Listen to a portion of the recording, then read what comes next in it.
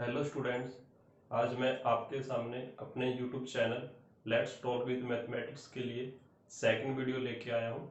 तो सबसे पहले हम जो लास्ट वीडियो में हमने सीखा था उसको एक बार रिवाइज करते हैं। तो हमने लास्ट वीडियो में अपने ट्रिग्नोमेट्री फैमिली में जो 6 मेंबर थे उनके लिए उनके फॉर्मूले डिराइव किए थे। तो एक बार उसको रिवाइज करते हैं और फिर आगे की पढ़ाई जारी करते हैं।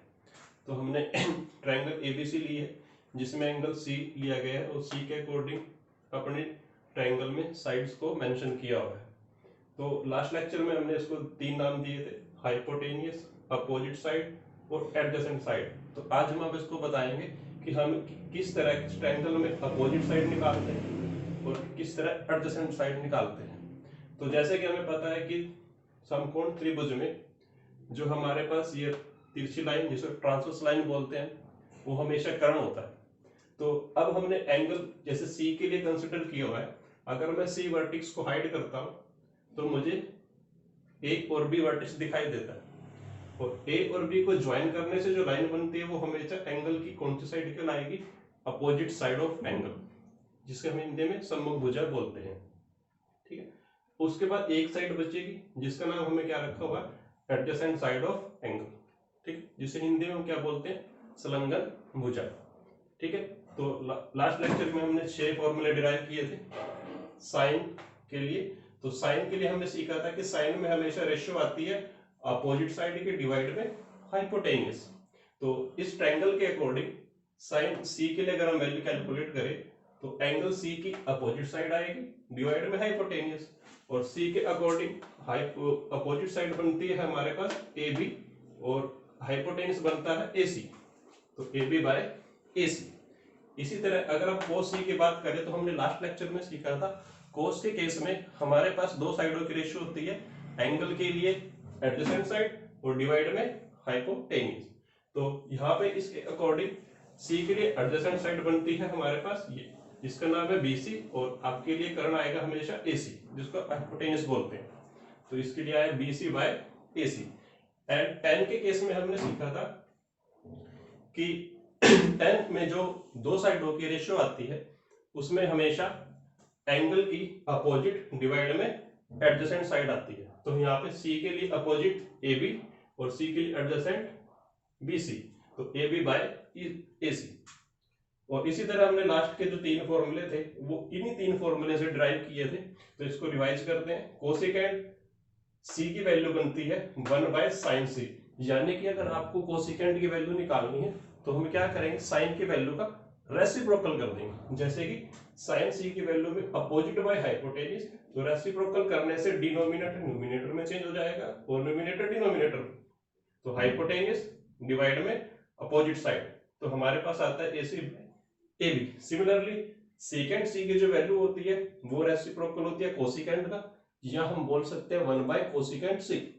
तो हाइपोटेनियस डिवाइड में adjacent AC by BC। Similarly cot C की वैल्यू होती है reciprocal of tan, that is the 1 by tan C। तो हमारे पास आएगी एंगल की एडजेसेंट डिवाइड में एंगल की अपोजिट साइड। तो ये तो थे हमारे बेसिक जो हमने लास्ट लेक्चर में सीखे थे। अब कुछ बच्चों ने क्या करते हैं, अपोजिट साइड और एडजेसेंट बोथ कम यूज करते हैं। ज्यादातर बच्चे परपेंडिकुलर, हाइपोटेनियस और बेसिक केस में अपने क्वेश्चन को सोल्व करते हैं। तो अभी हम सीखते हैं कि हमारी अपोजिट और एडजेसेंट बेस और परपेंडिकुलर में कैसे कन्वर्ट होती है। तो जैसे कि हम कभी किसी एंगल के लिए अपोजिट साइड कैलकुलेट करें या निकालते हैं तो वो बनती है हमारे लिए परपेंडिकुलर, और अगर हम किसी भी एंगल की एडजेसेंट को निकालते हैं तो वो बनती है हमारे लिए बेस। जैसे कि यहाँ पे हमने यहाँ पे लिया हुआ है पॉइंट क्यू के लिए जो एंगल लिया गया है उस एंगल के अकॉर्डिंग क्यू की जो अपोजिट साइड बनेगी वो बनेगी PR, जिसको हमने लिखा हो परपेंडिकुलर। आप इसको ये भी लिख सकते हो opposite side of angle Q, और बेस में लिख सकते हो adjacent side of angle Q.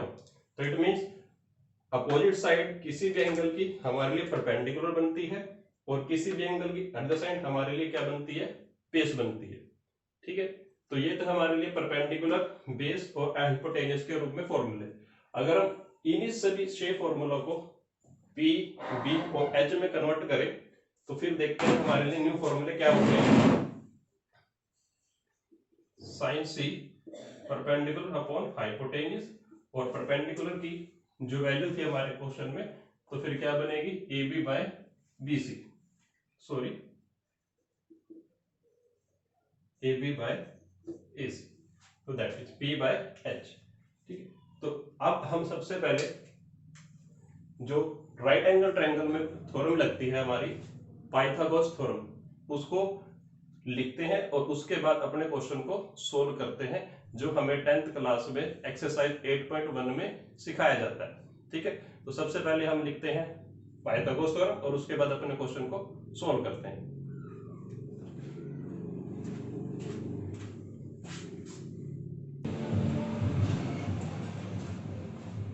दोस्तों देखो, इस ट्रायंगल के लिए हमने पाइथागोरस थ्योरम को लिखा हुआ है, जो हर एक उस ट्रायंगल में यूज होगी जिसके अंदर हमारा एक 90 डिग्री का एंगल होता है, यानी कि राइट एंगल ट्रायंगल में।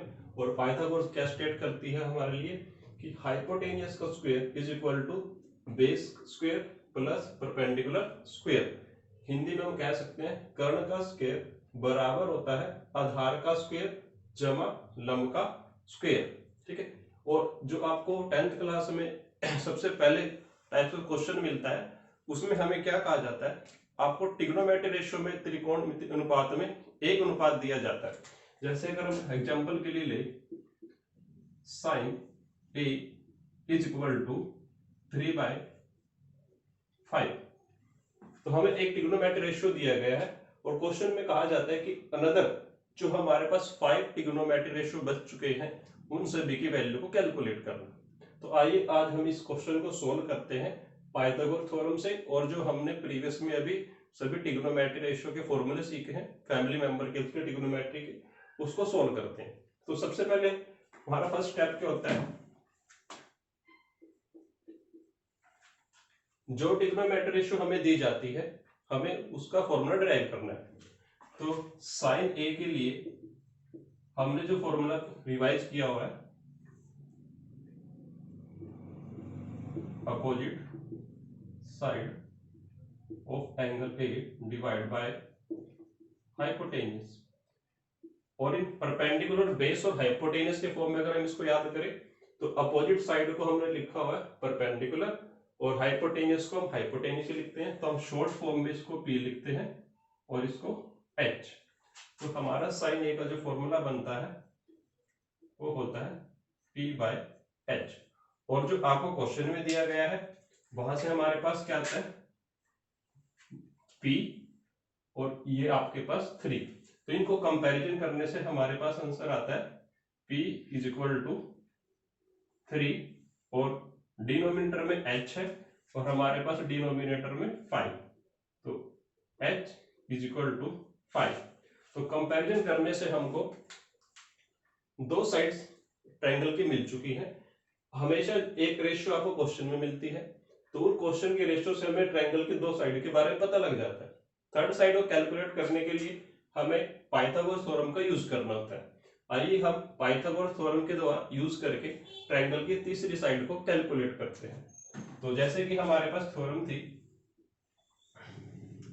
हाइपोटेन्यूज स्क्वायर, तो हमारे पास हाइपोटेन्यूज की वैल्यू है 5 square is equal to base square, हमको बेस नहीं दे रखा तो हम P बेस को B लिखते हैं, और परपेंडिकुलर की वैल्यू आपको दी गई है 3 square.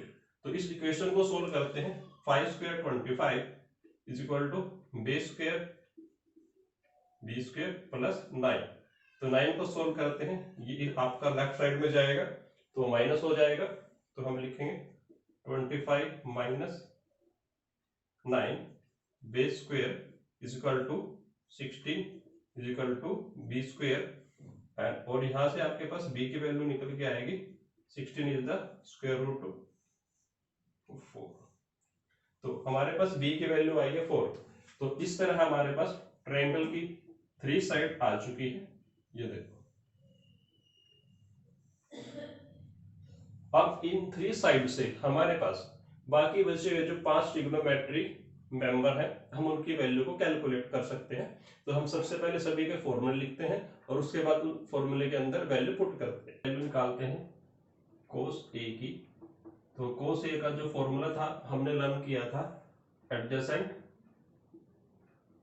Side of angle a divide by hypotenuse.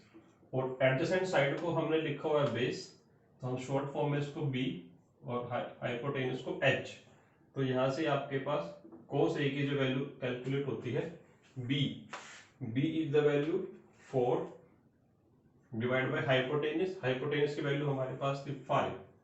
तो हम नेक्स्ट ट्रिग्नोमेट्री रेशियो कैलकुलेट करें tan a। तो tan a का फॉर्मूला हमने लर्न किया था, opposite side of angle a divide by adjacent side of angle a। और यहाँ पे अपोजिट साइड को हमने लिखा हुआ है परपेंडिकुलर और एडजेसेंट को बेस, तो that is perpendicular by base. और परपेंडिकुलर की वैल्यू हमारे पास क्वेश्चन में 3, बेस की वैल्यू 4, 3/4। तो 3 ट्रिग्नोमेट्री जो आपकी बेस थे, साइन, कोस और tan, बाकी जो रिमाइंडर 3 ट्रिग्नोमेट्री रेशियो वो इन्हीं 3 से कैलकुलेट होती है। तो उसके हमने फॉर्मूले लर्न किए थे, cosecant a that is the reciprocal of reciprocal of sine, यानी कि हम साइन की वैल्यू का रेसिप्रोकल लें। साइन क्वेश्चन में दिया 3/5 और रेसिप्रोकल आएगा आपके पास 5/3। इसी तरह सीकेंट a कैलकुलेट करें तो this is the reciprocal of cos a, और cos की वैल्यू हमने कैलकुलेट की 4/5, तो ये आएगा आपके पास 5/4। And similarly cot a is the reciprocal of tan a, और tan a की वैल्यू को हमने निकाला है 3/4, तो ये आपके पास आ जाएगा 4/3। तो देखो दोस्तों, हमने क्या किया, गिवन 1 ट्रिग्नोमेट्री रेशियो से रिमेनिंग 5 ट्रिग्नोमेट्री रेशियो सभी को कैलकुलेट किया। तो एक बार रफली दोबारा से रिवाइज करते हैं क्या करना था हमें। एक ट्रिग्नोमेट्री आपको क्वेश्चन में मिलती है, हमने उसी का फॉर्मूला डिराइव करना होता है और उससे कंपैरिजन करके हमें ट्रायंगल की 2 साइड्स के बारे में कैलकुलेट करते हैं। और थर्ड साइड जो हमारे पास रिमेनिंग है वो हमें पाइथागोरस थ्योरम से कैलकुलेट करनी है। तो इसमें वैल्यू पुट करने से हमारे पास थर्ड साइड आती है। थर्ड साइड आने के बाद हमें जिस ट्रिग्नोमेट्री को कैलकुलेट करना है रेशियो को, उसका फॉर्मूला हम लिखते हैं और उस फॉर्मूले में उन बेस, परपेंडिकुलर और हाइपोटेनस की वैल्यू को डालते हैं। जैसे cos a का फॉर्मूला b/h और b की value 4/5। Similarly secant a that is the reciprocal of cos, that is the 5/4। तो उम्मीद करता हूं स्टूडेंट्स आपको ये मेरी वीडियो अच्छी लगेगी। Thank you.